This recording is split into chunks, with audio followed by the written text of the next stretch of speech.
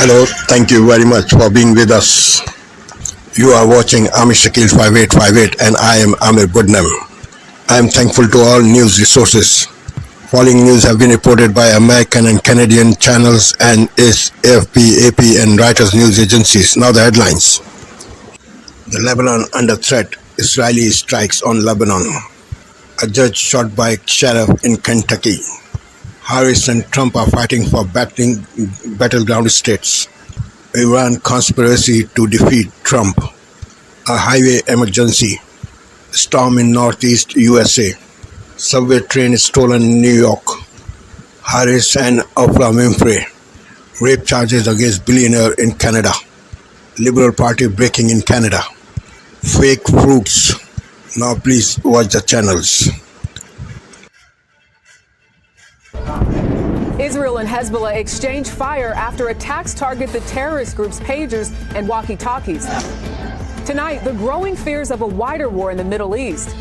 Breaking news, a sheriff reportedly under arrest tonight after he allegedly shot a judge. The new information just coming in. It's a good stepping stone. And tonight's Eye on America, the new neighborhoods popping up with plenty of houses, but none for sale. We'll explain. This is just the perfect in-between for us. The CBS Evening News starts now. Good evening. I'm Jerika Duncan in tonight for Nora. We begin with the growing tensions in the Middle East following those exploding pager and walkie-talkie attacks in Lebanon. The highly unusual attacks targeting the terror group Hezbollah, killing at least 37 people and leaving thousands wounded. Tonight, Israel says it struck hundreds of Hezbollah rocket launcher barrels inside Lebanon before they could be fired into Israel. Earlier, Hezbollah leader Hassan Nasrallah delivered his widely anticipated response to those exploding devices, pointing blame firmly at Israel, saying the attacks could amount to a declaration of war. And it's that wider war.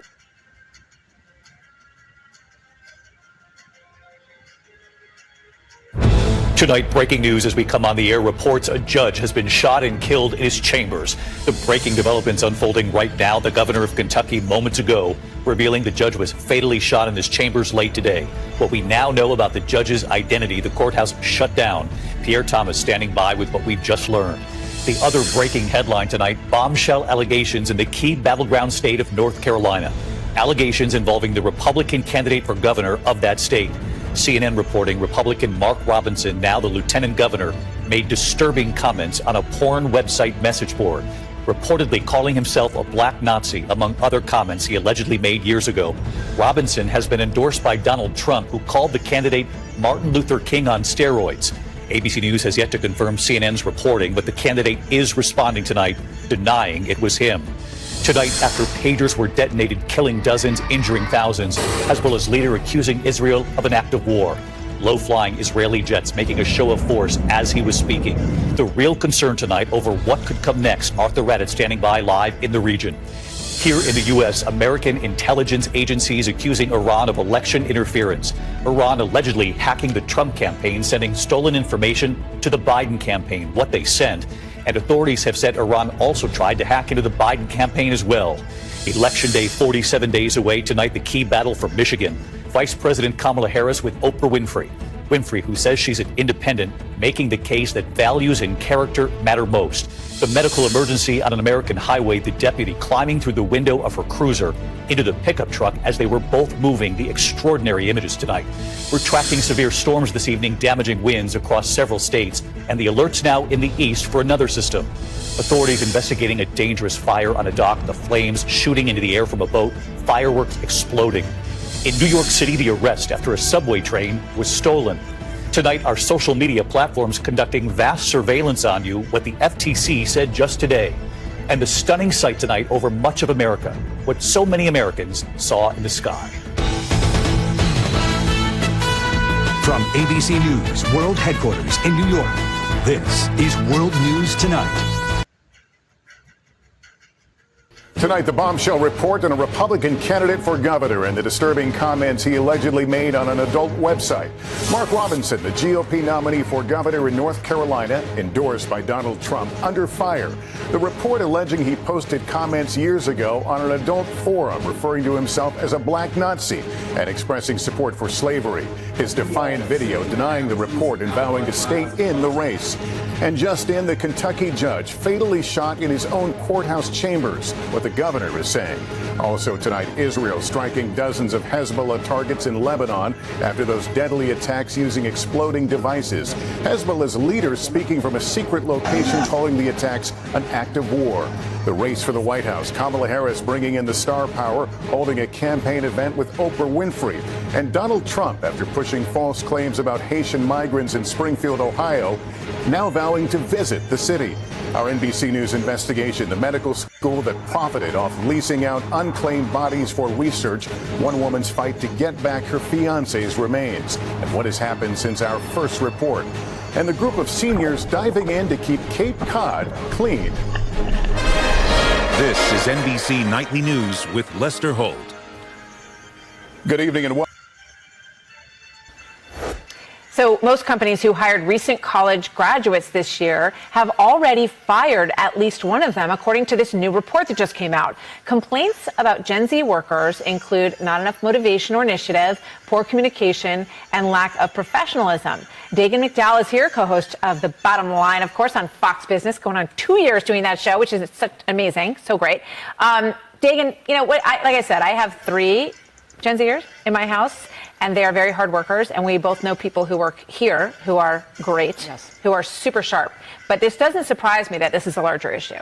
It's a big issue, and anecdotally, it makes itself apparent, and then also in these surveys, one of which you were citing. So if you were interviewing me for a job and I'm Gen Z, it's as if I go into an interview and say, hi, I'm an unskilled egomaniac. I have a degree in folklore and $200,000 in student loan debt. I'm a sourpuss, which you would know from my Trump rants on the talk.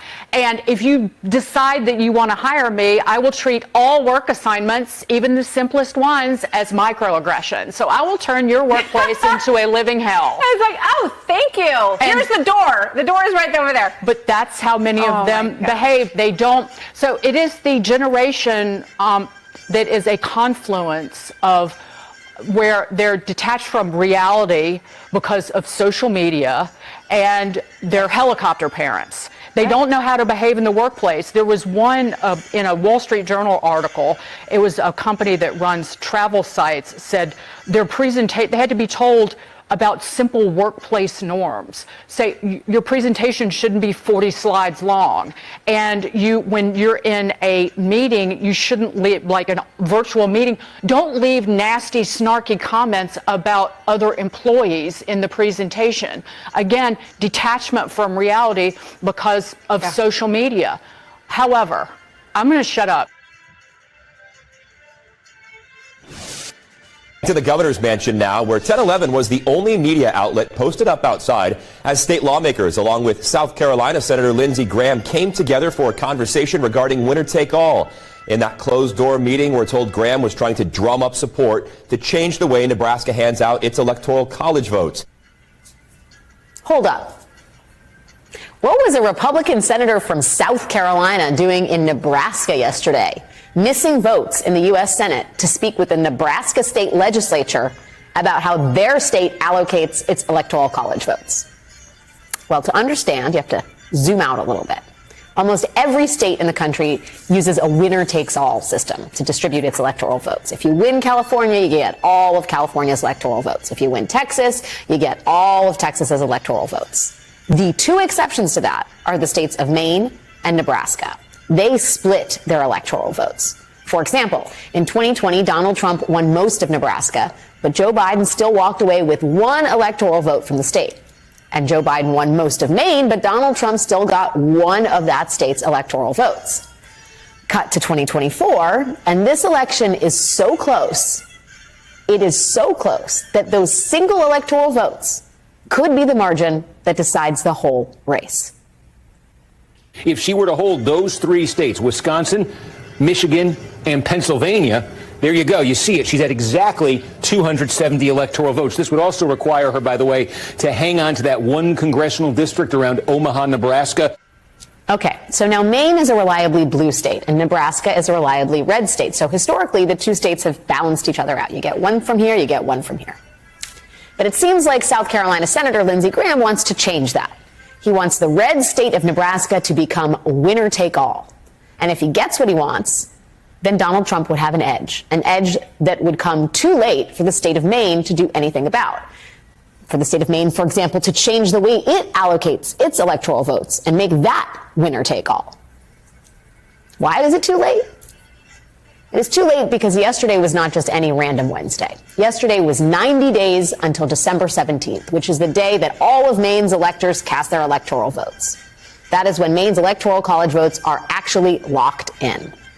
And in Maine, a bill only becomes a law 90 days after it's passed, unless the bill gets a 2/3 vote in both state chambers, and Democrats in the state just don't have the votes to do that. So they have to abide by this deadline, 90 days. So if Mainers want to make any changes to their electoral vote allocation, they have to do so by yesterday, which is 90 days till December 17th, the day they certify those electoral votes. And I'm Jeff Bennett. On the NewsHour tonight, the leader of Hezbollah says Israel crossed.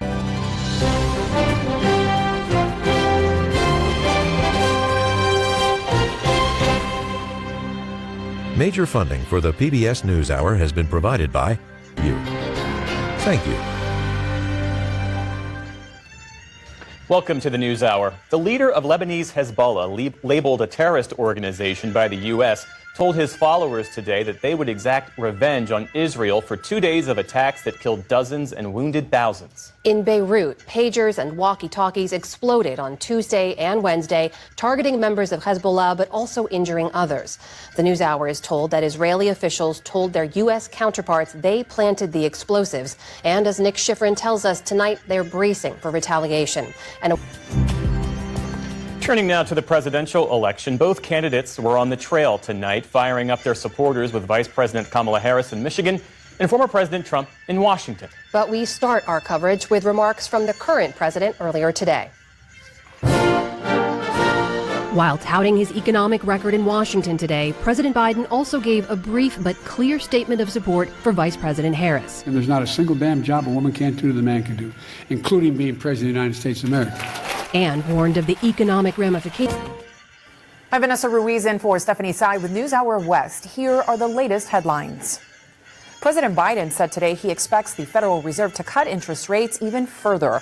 That's as the state of the economy, he argued, has reached a turning point during his presidency. In a speech today, the president said he considers the Fed's cut a vindication of his economic policies, but added there is more work to be done. So let's be clear. The Fed lowering interest rates isn't a declaration of victory. It's a declaration of progress. It's a signal we've entered a new phase of our economy and our recovery. A mixed batch of new economic data came out today. Positive news from the job market, but troubles in housing. The number of Americans filing for initial unemployment benefits fell by 12,000 last week compared to the week before. Overall, new claims hit a 4-month low, which signals ongoing strength in the labor market. Separately, though, existing home sales dropped 2.5% in August to their lowest level in 10 months, as home prices remain near record highs. The Republican nominee for governor of North Carolina says he will not quit the race, despite a shocking report about comments he allegedly made on a pornographic website over a decade ago. According to CNN, Mark Robinson called himself a black Nazi on the site's message board in 2010. He also voiced support for bringing back slavery, and he made comments that were, quote, gratuitously sexual and lewd in nature. Before CNN's publication, Robinson posted a video to social media saying the words were not his and that he is staying in this race. Robinson is North Carolina's lieutenant governor. The state is fiercely contested by both presidential candidates. The death toll from the devastating flooding across Central Europe has risen to 24. And heavy rains and flooding have now moved to northern Italy. More than 1,000 people were evacuated. Trains were suspended and schools shut down across the affected areas. Italian officials urged residents to be patient during the recovery. Speriamo comunque che Let's hope the bad weather will mitigate in the next few hours, but we can't have big expectations because it's such a fragile and vulnerable territory. It is always exposed to natural attacks. A Hong Kong court handed down the first 2 sentences under a new national security law.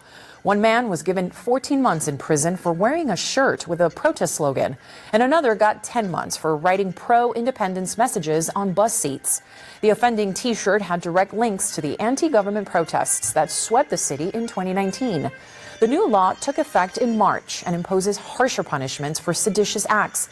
Critics say it limits freedom of expression. And finally tonight, a historic day in Major League Baseball. Los Angeles Dodgers slugger Shohei Ohtani became the first player ever to hit 50 home runs and steal 50 bases in a single season. Playing against the Miami Marlins, Ohtani stole 2 bases and hit 2 home runs to reach the milestone. He then topped it, crushing a 3-run homer in the 9th inning, ending the game with 51 stolen bases and 51 home runs. The Dodgers won 20-4. Still to come on the NewsHour, why presidential candidates' proposals to stop taxing tips might not benefit workers as much as they seem. The politics behind the controversial effort to mine the ocean floor. And attorney and activist Maya Wiley discusses her long career in a new memoir.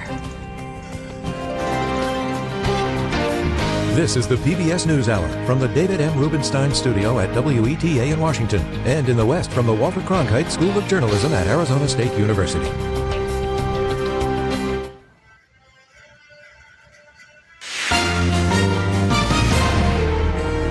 Lebanon on high alert this Thursday night. Israel's fresh attacks, Hezbollah's ultimatum, and the mounting anxiety of an all-out war. Federal election rejection, why a vote soon is even less likely now, and why this cabinet minister has quit the Liberals to sit as an independent. MPs grill Via Rail executives, the scrutiny about an excruciating delay. You need to get us out of here. The left passengers without food, water, or bathrooms. And duped. I want you to return it to Canada. The Italian man who bought this stolen portrait of Sir Winston Churchill.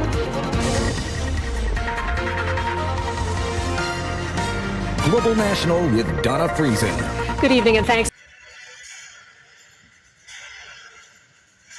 Tonight, Canadian women among the victims of rape and sexual abuse. The alleged perpetrator, a former British department store titan. I think Mohammed Al-Fayed is a rapist. I think he's a serial rapist. The shocking accusations made in a new BBC documentary.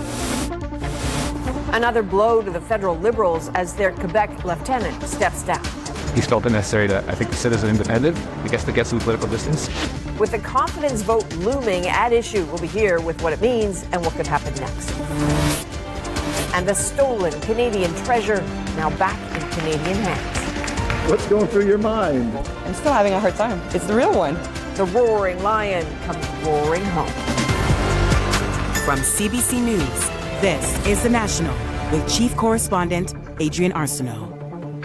Thanks for joining. Tonight, scathing abuse allegations swirling around a late billionaire.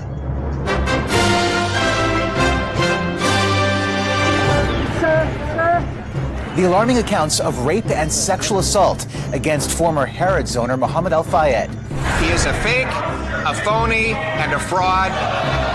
What triggered this testy commotion in the House of Commons? What the federal government does on its side, it's their job. I'm not there. And the longtime Liberal loyalist who quit cabinet.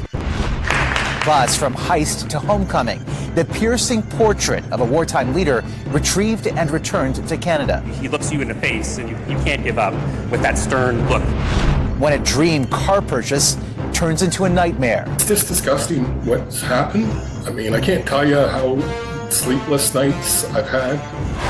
And fact or fantasy. The idea that seeing is believing is just something that we have to throw away at this point. The real story of a purple fruit from the prairies.